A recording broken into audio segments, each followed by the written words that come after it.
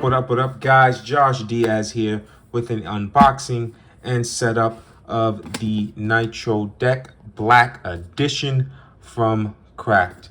I ordered this back in June, so I've been anxiously awaiting this. Finally came today.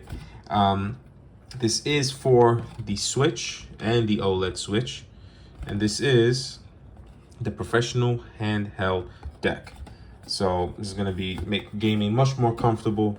No more stick drift with the hollow effect thumbsticks.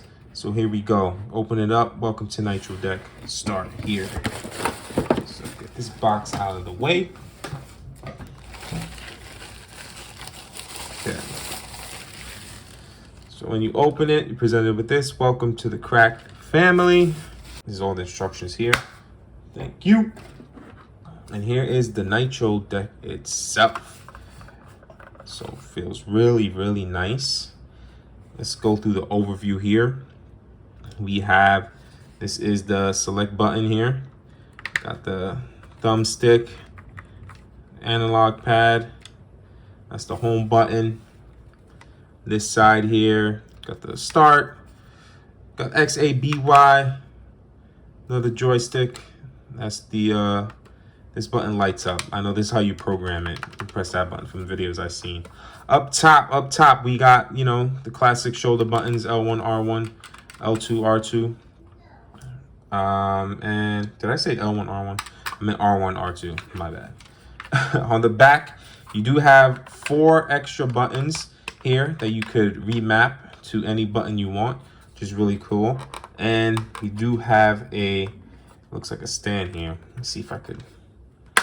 Okay, so bam, you could let the Switch rock, have it on the kickstand here. This is a very nice, solid kickstand.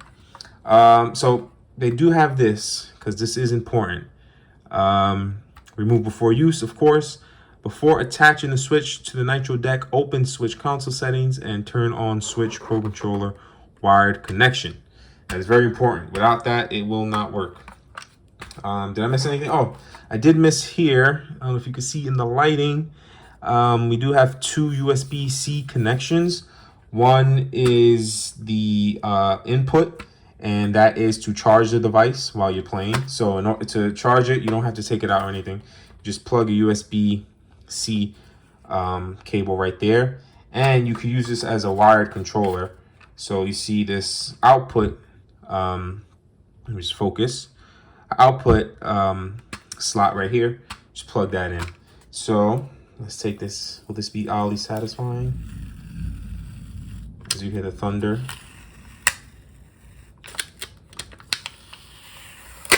Oh, there we go.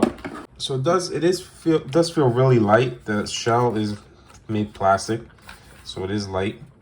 Oh, this here too, if you want to remove the Switch, you're gonna have to hold down this button and take the Switch out. But let's go to those settings. So I do have my OLED Switch here. I have been rocking the Neo Grip from Skull & Co. So it's been really working well for me. It's been made playing much more comfortable, and I've been liking it. How do we do this? Okay. Damn. Okay, so let's go to settings.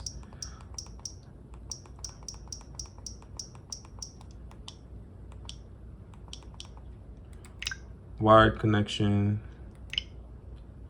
on. Okay. Take this out. And here we go. First install. Oh, wow. That was it. Okay. I thought it'd be, and it is locked in. So when you have this, you can't just take it out. You're gonna have to hold this down. Let me see how easy. Okay, that's pretty simple to take out. But you know what it reminds me of? It reminds me of back in the day, putting in a Sega Genesis game or like a Super Nintendo game. N64, just bam, that's simple. Really simple. And I'm shaking my hardest. That thing's not coming out. So here we go. We got, let's get the focus in. Thank you. So the buttons are really responsive. And it is super light. That plastic build doesn't add much, it doesn't add weight at all. You just kind of feel the weight of the Switch. But it's not super heavy. Let's see with this kickstand. Man, that works pretty well. Sorry for the shaking. That works well. Throw on some YouTube, watch whatever. And then you do have that crack button that is lighting up to show that we do have power and we are going. So let me throw on a game just to show you guys how this works. All right, so you know I had to throw on my favorite game, Overwatch 2. I know, everybody hates it, but what I do like is, you see on the bottom, the speakers, they're not blocked at all. So you're getting all the speakers, nothing's getting blocked. It's in full blast.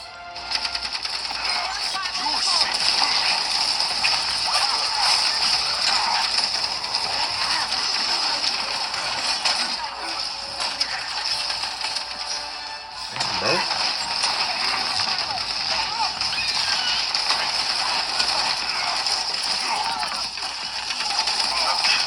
Oh, that was dumb. Okay, I just lowered it slightly, just so you could, just my first impressions, just the first game I'm playing. This thumbstick, especially this right one, it's way lower than I'm used to on the Joy-Con. You see on the right Joy-Con, the thumbstick is right here. It's like real close. This one, it's a little bit more travel, so that's definitely something I have to get used to. With the face buttons being a little bit further, which of course, because this thing is bigger than the Joy-Con. But I mean, so far so good. Every button I'm pressing, it feels like it's almost instant. I'm getting like an instant response, and that is because it's connected directly to USB. I do want to make a correction. This button here is the home button, so you could go back home, check out your settings. This is the home button, guys. But it is also an indicator to show when you could reprogram those back buttons. Let me try. $99. This game is really fun. If you haven't picked it up, it is free if you're a Nintendo Switch online user. I did forget how to play. It's B, I think. Oh, this is the first time I felt the HD rumble. Oh, feels pretty good. It's not too overpowering, the rumble. It's good. I had to turn it off before. It was a bit too loud with the Joy-Cons, the rumble. Just my opinion. Speed on them. Oh, damn.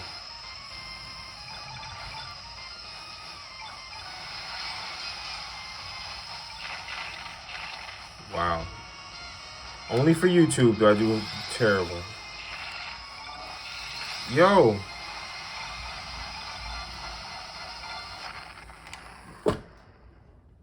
Next game. Porter Jr. is the point with Green on the wing. And it's Martin in at the 3. And for Philadelphia, on the block, it's Tucker next to Embiid. Axie out there with Harden. And it's Harrison at the 3, the small forward. Clark, no shortage of experience on the floor tonight. MVP. 2 veteran teams going at it. And what that screams at me, Kevin, is leadership. You got that kind of experience, you got leadership. I am curious too to see how the battery on the Switch itself performs, because now it's not powering the Joy-Cons anymore. So I think I should expect better battery performance from the Switch itself. Fade away. Terrible. Again, the joysticks feel really smooth. The buttons feel really good. The L1 and R1 buttons are clicky. The R2 and L2, as my light goes out, that means it's time to go. L2, R2 are a little more softer, which is not good. It's not bad, but it does feel good. But I'm gonna spend some time with this, and I will be right back with my review. Give it about a week. All right, we are back. I used the Nitro Deck for like 3 weeks. Got all my gaming in, and I'm here to do a quick 21-day review of how everything went.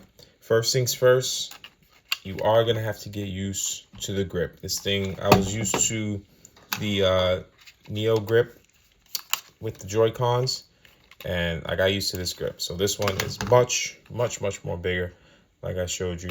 So that's one thing you're gonna have to get used to, is just the repositioning, especially with the right thumb. Go into this bottom joystick is kind of a chore. You see how my thumb is kind of like bent that way. So that's just one thing you're gonna have to get used to. The other thing is the 4 triggers on the back. Just naturally when you hold it, for me at least, my middle finger and ring finger just naturally rest on these buttons here. So what that will lead to is, as I'm playing, it will lead to some accidental presses on both sides. And if you don't know, these you can link them to any button, but by default they are linked to L1, R1, and R2, L2. So I'll be playing and accidentally hit it, and then I will do something in the game that I totally didn't mean to do. So that's another thing, is that you have to get used to. Just be aware of how your hands are placed. And another thing is the rumble. Now it does have rumble, but for me it is a little too excessive, the rumble. So I'm gonna just play a clip here, the rumble here, and then HD rumble from the Joy-Cons.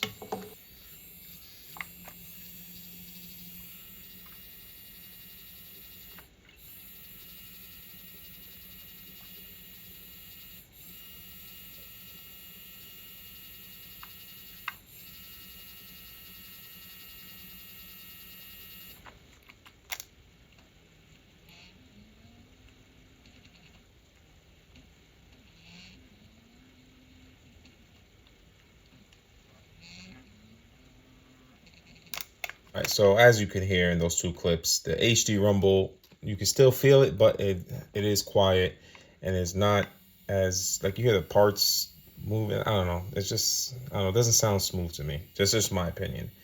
And another thing too, it does, even though the whole build is made out of plastic, it is going to add a little more weight while you're playing.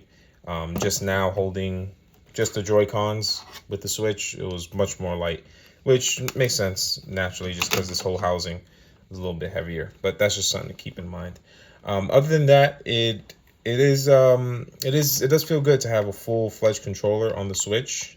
Sometimes, you know, playing with the smaller Joy-Cons, the hands would cramp up, and it would be some button mispresses also here, just because my whole thumb covers 2 buttons, so it'd be kind of tough to hit 1 button. But other than that, it is good. Just be aware, there are rumors as I'm filming this. You know, it's October 2023. I think a new Switch is on the horizon. So I think the Switch OLED and the OG Switch, you know, they're on their way out. So who knows what comes with the new Switch. So I don't think this controller will work with the new Switch. So keep that in mind too, if you have this in your cart. But other than that, it's a good purchase. It's $60.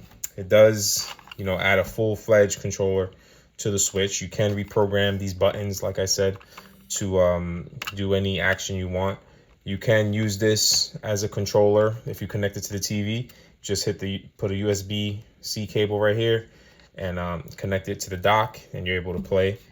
So there's a lot of stuff to it. It does have the kickstand. You can watch movies. So it is pretty good. It's been a good few weeks. I'm gonna keep using it and just see what's on the horizon for that Switch 2. So if you're still around, appreciate you watching the whole thing. This is the Nitro Deck from Cracked. $60, available now. They got a lot of more colors, but you know, I had to keep it black. But yeah, guys, see you in the next one. Peace.